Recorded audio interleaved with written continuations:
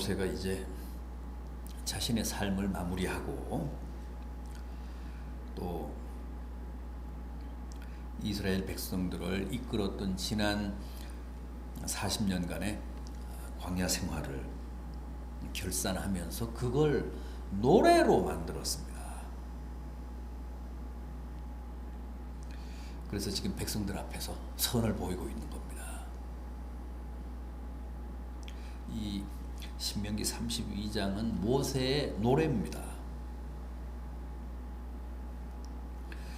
우리가 함께 본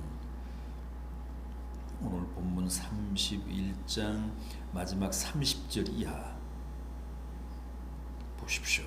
모세가 이스라엘 총회에 이 노래의 말씀을 끝까지 읽어 들리니라. 하늘이여 귀를 기울이라. 내가 말하리라. 땅은 내 입의 말을 들을지어다.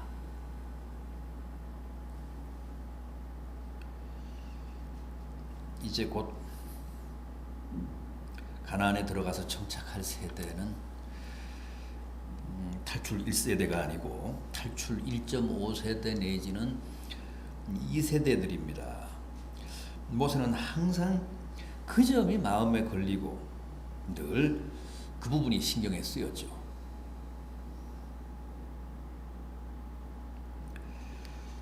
그래서 뭐라고 합니까? 7절을 보십시오. 옛날을 기억하라. 역대의 연대를 생각하라. 내 아버지에게 물어라. 내 어른들에게 물어라. 옛날을 기억하고 역대 연대를 생각하고 그저 어른들에게 묻고 아버지에게 물어라.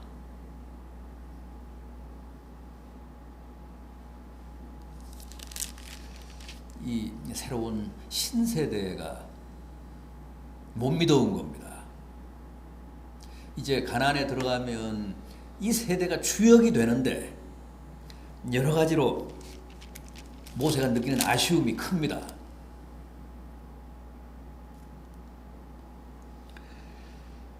음, 32장 5절 이하를 보면 심한 말도 합니다. 여호와를 향하여 악을 행하니 그들은 하나님의 자녀가 아니요 흠이 있고 삐뚤어진 세대다. 그 새로운 세대에 대한 불만이 큽니다. 그래서 못 믿어온 겁니다. 그래서 어떻게든 그들에게 옛날을 기억해라. 역대 연대를 생각해라. 모르는 게 있으면 잘난 체 하지 말고 어른들에게 묻고 부모들에게 물어라.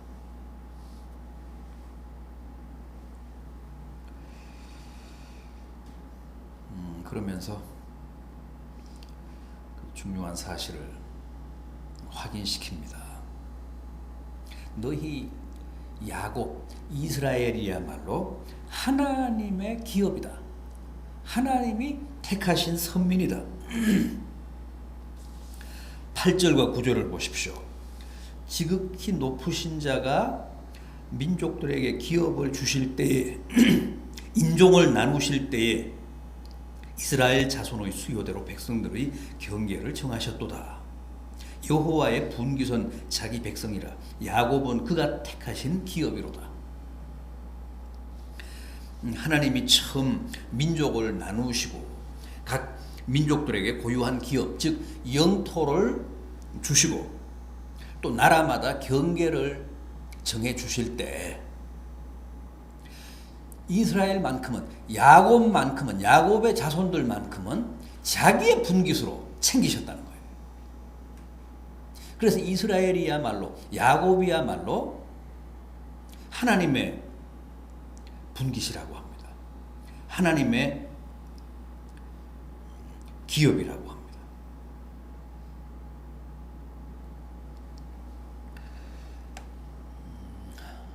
지구상에는 많은 민족이 있습니다. 많은 나라가 있습니다.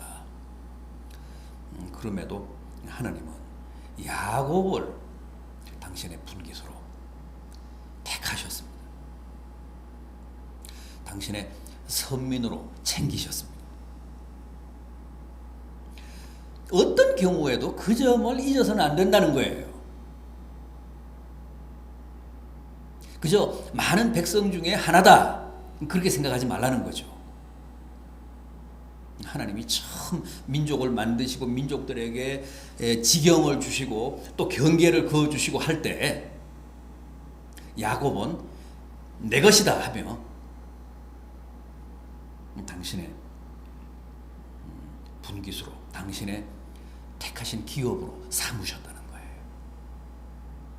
그게 이스라엘의 고유한 정체성이라는 거죠. 그 점을 잊어서는 안 되고 그 점을 놓쳐서는 안 된다. 이 신세대들아, 우리는 보통 백성들이 아니고, 우리는 여느 백성과 같은 그런 족속들이 아니고, 처음부터 하나님이 당신의 분깃으로, 당신의 백성들로 택하셨다는 거예요. 우리는 하나님의 택하신 기업이다. 그러면서 뭐라고 합니까?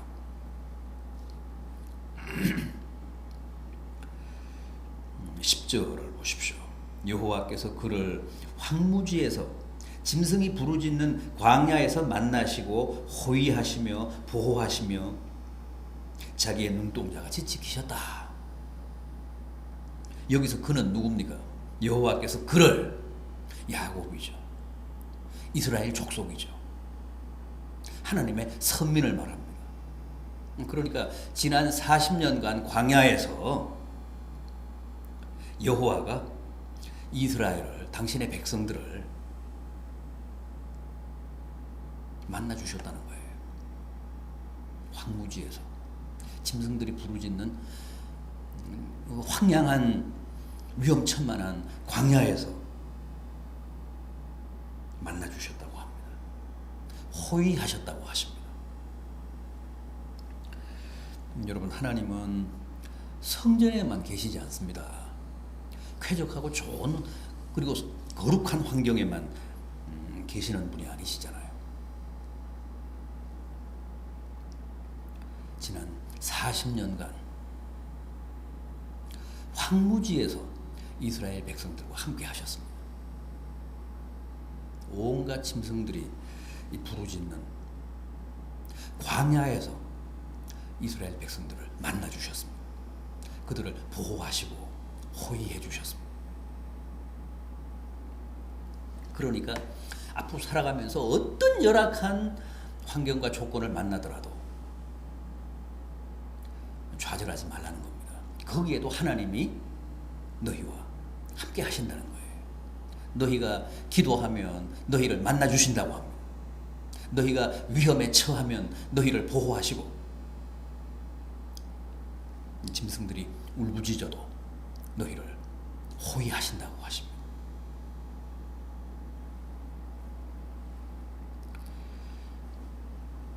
그래서 옛날을 기억하라. 지난 40년간의 광야 생활을 기억하라.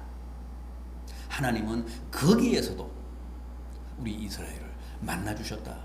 우리를 보호해 주셨다. 우리를 호위해 주셨다.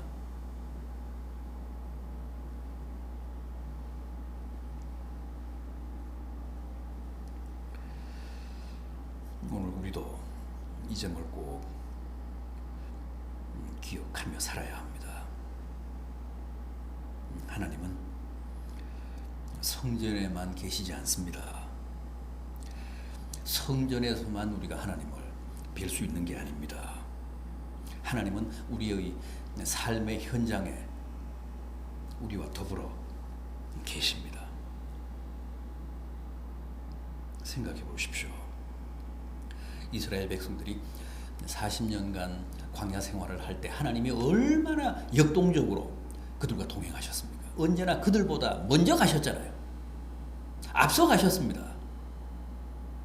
또 이스라엘 백성들이 다 피부로 느끼게끔 하나님이 낮에는 구름 기둥으로, 밤에는 불 기둥으로 태양빛을 막아주시고 또 추위로부터 그들을 지키시고 보호해 주셨습니다.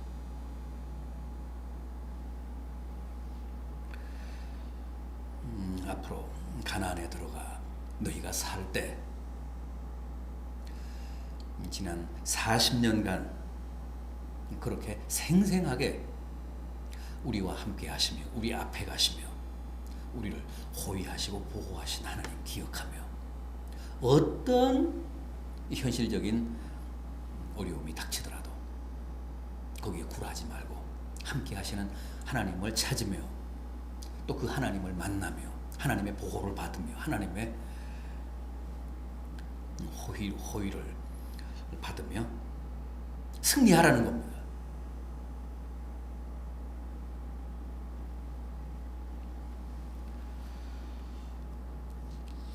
또 뭐라고 합니까? 자기의 눈동자같이 지키셨다.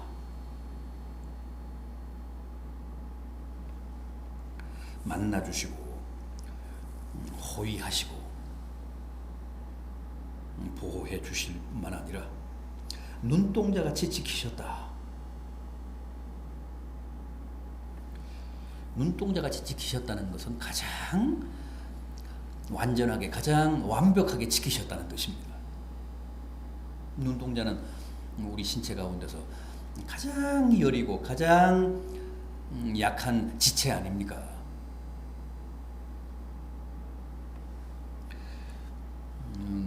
눈동자를 다치면 큰일 납니다. 눈동자는 조금만 다쳐도 아주 치명적입니다.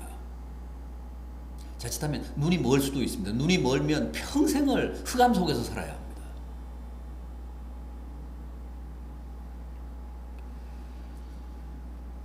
그래서 하나님은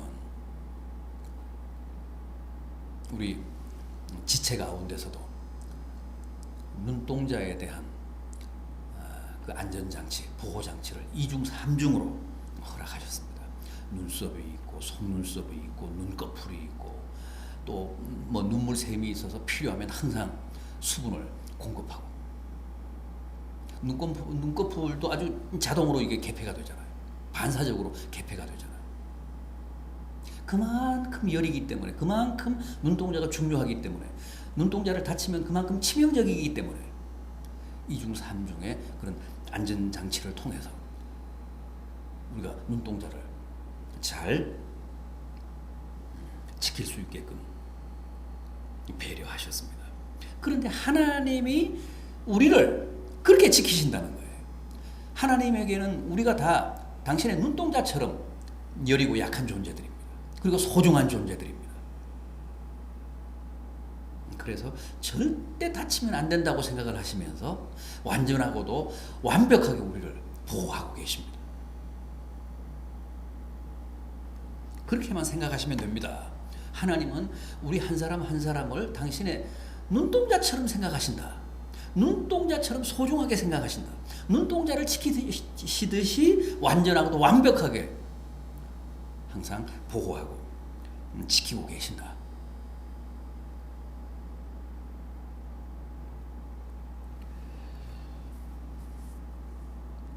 이스라엘 백성들을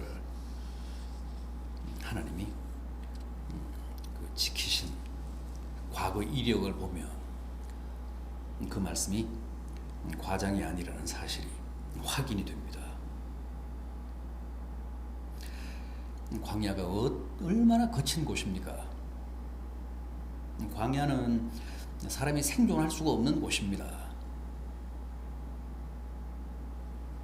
그런데도 200만의 대군을 40년간 그 광야에서 인도하시고 살게 하셨습니다. 그런데도 굶지 않았잖아요. 목말라 죽은 사람 없잖아요. 헐벗어 죽은 사람 없잖아요. 동사한 사람 없잖아요. 일사병으로 죽은 사람 없잖아요. 그야말로 눈동자처럼 지키신 겁니다. 그 거친 광야에서. 그걸 기억하고 그걸 잊지 말고 가나안에 들어가서 그런 하나님의 은혜와 하나님의 보호하심을 입으며 잘 살아가라는 것. 광야에서도 그렇게 지키셨는데 가나안에서 너희를 그렇게 보호하시지 않겠느냐는 거죠. 또 과거 이스라엘 백성들을 그렇게 지키셨다면 이 시대 우리를 또 그렇게 지키시지 않겠느냐는 거예요. 어제나 오늘이나 영원토록 동일하신 주께서 이 시대에 우리 성도들도 당신의 귀한 분깃으로 믿으시고 눈동자처럼 지키시고 보호하신다는 확신을 가지고 담대하게 살라는 겁니다.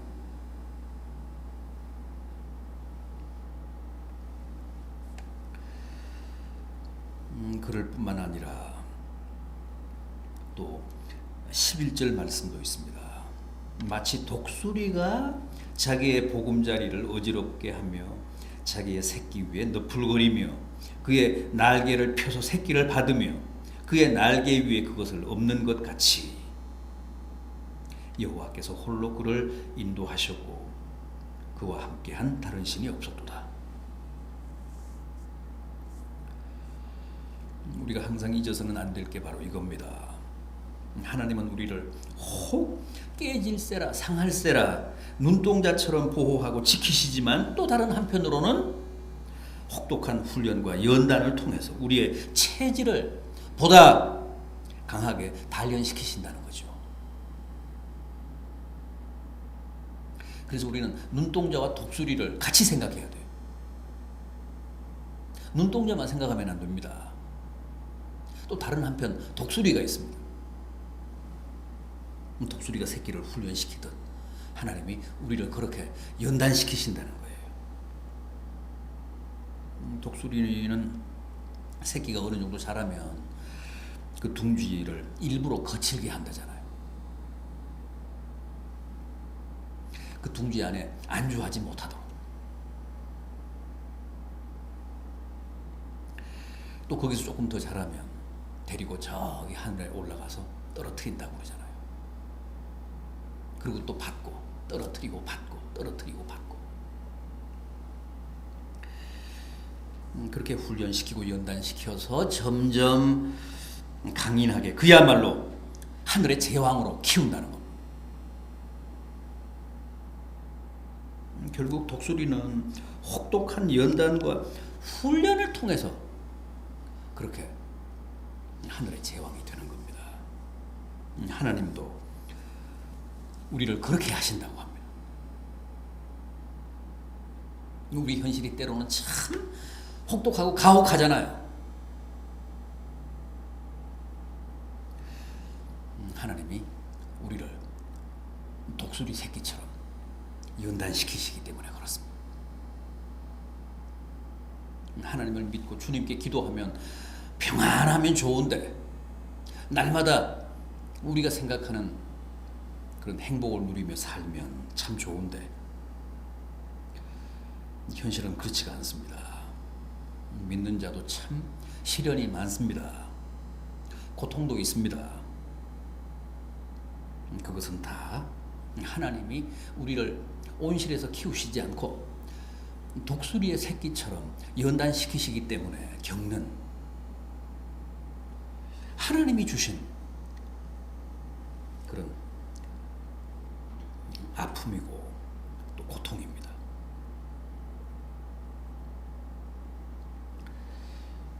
그러나 아무리 그 훈련이 빡세다고 해도 그것으로 우리가 죽는 법은 없습니다. 왜냐하면 그렇게 훈련시키시지만 여전히 눈동자처럼 완벽하게 우리를 보호하고 계시기 때문에 그렇습니다.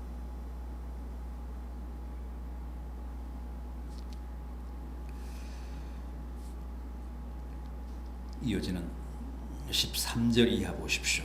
여호와께서 그 땅의 높은 곳을 타고 다니게 하시며 밭에 소산을 먹게 하시며 반석에서 꿀을 굳은 반석에서 기름을 빨게 하시며 소의 엉긴 젖과 양의 젖과 어린 양의 기름과 바산에서 난 순양과 염소와 지극히 아름다운 위를 먹게 하시며 또 포도즙에 붉은 술을 먹게 하셨다. 마시게 하셨도다.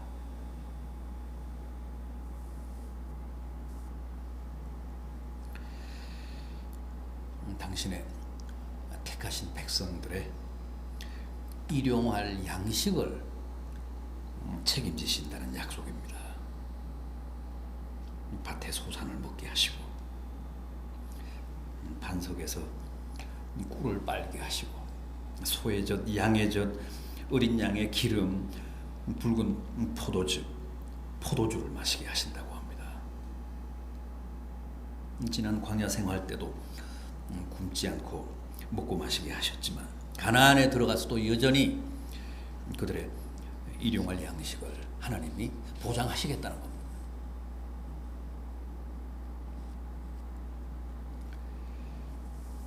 여러분, 예나 지금이나 이게 바로 하나님이 당신의 택하신 백성, 당신의 자녀들을 이끄시며 당신의 은혜로 살게 하시는 전형적인 패턴입니다.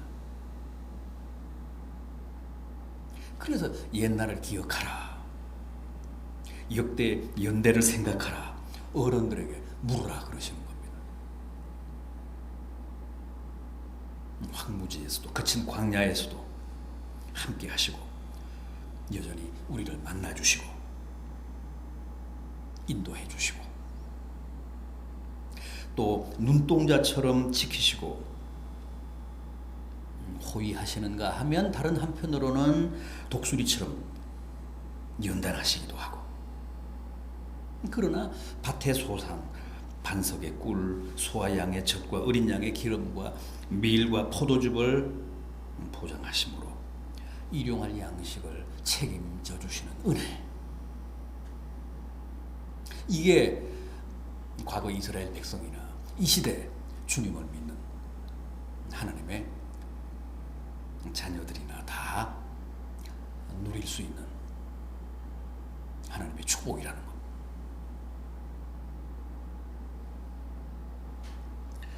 그래서 우리에게는 과거 이스라엘 백성들의 행적이 필요하고 그들의 역사를 배워야 할 이유가 있는 겁니다. 하나님은 똑같은 방식으로 이 시대에도 우리를 인도하시고 그들에게 베푸셨던 은혜와 축복을 이 시대 우리에게도 똑같이 허락하실 것이기 때문에 옛날을 기억하고 역대 연대를 생각하며 하나님의 은혜를 사모하고 또 하나님이 약속하신 축복을 기대하며 믿음으로 승리해야 한다는 겁니다. 이게 노래를 통해 이스라엘 그 신세대들에게 당부한 모세의 권면이자 또 이 시대 우리들에게 선포하신 하나님의 복된 메시지입니다. 이 말씀이 우리에게 은혜가 되기를 비름하지 않습니다.